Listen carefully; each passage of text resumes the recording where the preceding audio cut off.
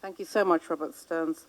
It now gives me great pleasure to speak into the next section, which basically is what the churches are doing globally, both inside the United States and outside, to highlight the plight of persecuted Christians. It gives me great pleasure to introduce AdrianHawkes, Director, Phoenix Community Centre, Community Care of the United Kingdom.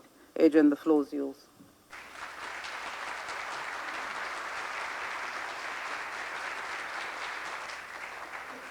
Well, thank you very much, Doctor, for making this possible, and Ngozi, and for Kevin. Greetings from the United Kingdom and from the city that speaks the most languages of any city in the world. That's London, in case you didn't know. That's where I'm from. You know, one of the things I think that we really have heard lots of statistics today, haven't we? But I want to talk a little bit about getting our hands dirty, and you get your hands dirty at the coalface. But let's remind ourselves about the statistics, because we've heard them lots of times today, so you ought to go home with them. At the moment, there are 4 million refugees from Syria. Lebanon has taken in 1,700,000 of those refugees. Turkey has taken in 1,600,000. Over 200,000 have fled to Iraq, and Egypt has already got 136,000 of those refugees. I work in the United Kingdom with refugees and asylum seekers, young people who come into the country without home, without parents, usually 15, 16, 17 or 18-year-olds. And we work with those people. In 2014, just 50 refugees came from Syria to the United Kingdom. That's not 50,000, that's not 500,000, that's 50. My company took 5% of those refugees, which means that we actually had 2 people. Now, I live in the 5th richest country in the world.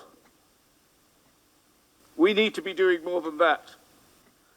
Currently, the world, do you know this? But the world currently has more displaced people than the end of World War II. That is where we are. More displaced people than the end of World War II. The trouble is that when we get away from the coalface and we stop getting our hands dirty, we see the statistics, we see the pictures on television, but somehow or other it doesn't have the impact on us that it ought to have. I was in a refugee camp, and a lady came to me and she shoved her baby into my arms and she said, "If you don't take my baby, it will die." I'm a foreigner in a foreign country. I don't know what to do. I put the baby back quickly into her arms and moved away. But I tell you, that picture many years ago is still in my head. I can't get it out of my head. One day a young man came into my office and he said, "Adrian, can I sit by your desk?" I said, "Yes." "Why?" He said, "I am so unhappy." He sat on the floor next to me and I said, "What is the matter?" He said, "My mother is dying. I have run away from the war and I don't know what to do." He sat for 5 days next to my desk, just rocking and crying. I didn't have words to comfort him. My daughter was teaching an English class for young refugees, and she came to me and she said, "Would you take this man out of the class because he's so depressed, he's not taking anything in." I brought him into my office. I said, "What is the matter with you?" He said, "I am so fed up." He said, "I have run away," and he said, "I have lost my twin brothers on the journey. I don't know where they are." I said, "What happened to your father?" He said, "He was beheaded for supporting the Americans." I said, "What happened to your mother?" He said, "They shot her in front of me because they said she should have reported my father. And he said, "We just ran away."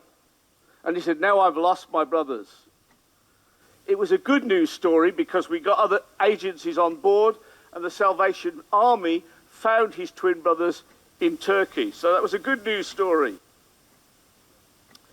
The trouble is that when we see these things and they personally affect us and we get our hands dirty, and I think we all can get our hands dirty, suddenly we discover it is a real world. They aren't just statistics, they are people. People like you and I, people with stories, people with families. And we must do more than we are doing. And we need to put pressure on our governments. I need to put pressure on my government because we ought to be doing more. Just supplying the tents and the food, that is not enough. We are rich enough to actually say, let us help in much more substantial ways than that.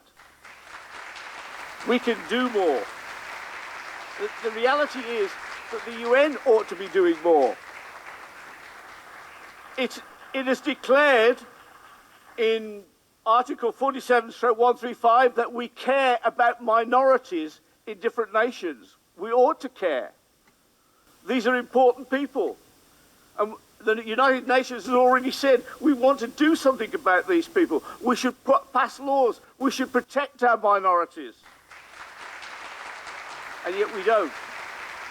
Maybe the United Nations ought to strengthen its charter and say where nations are not respecting their minorities, we're going to interfere in your nation. Maybe we should be doing that.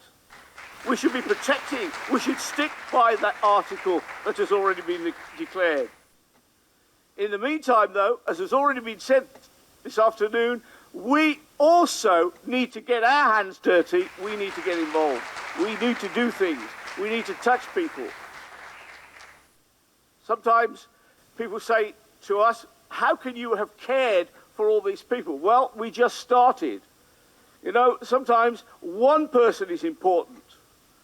It's the old story, you know, about the little boy who was throwing starfish into the sea and rescuing them, and a man came along and said, it's waste of time, there's too many. And the little boy picked up the next starfish and he threw it back into the water. He said, yes, but it matters to that one. What can you do? Do it for one, and then you'll find you can do it for more. If we all do a little bit, a great deal is accomplished. You only have to do a little bit. When you look into the eyes of the individuals and you see their pain and you feel it and you understand it, it changes you forever. You can never be the same. We need to be thinking about those people. We need to be writing to our MPs, our parliamentarians, our United Nations representative and saying, what about these people? What about, he's been mentioned already today, what about Saeed? He's in prison. Why? Because he's a minority.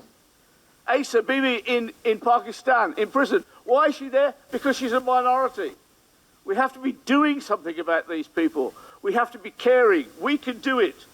Statistics, they can kill us. The television, we can look at the pictures while we eat our pizza and somehow it washes over us. But when you start to touch the human beings, the stories, the people, then you start to do something, and one by one, things get changed. Listen, people, it's time that we got our hands dirty. Let's get back to the coalface. God bless you.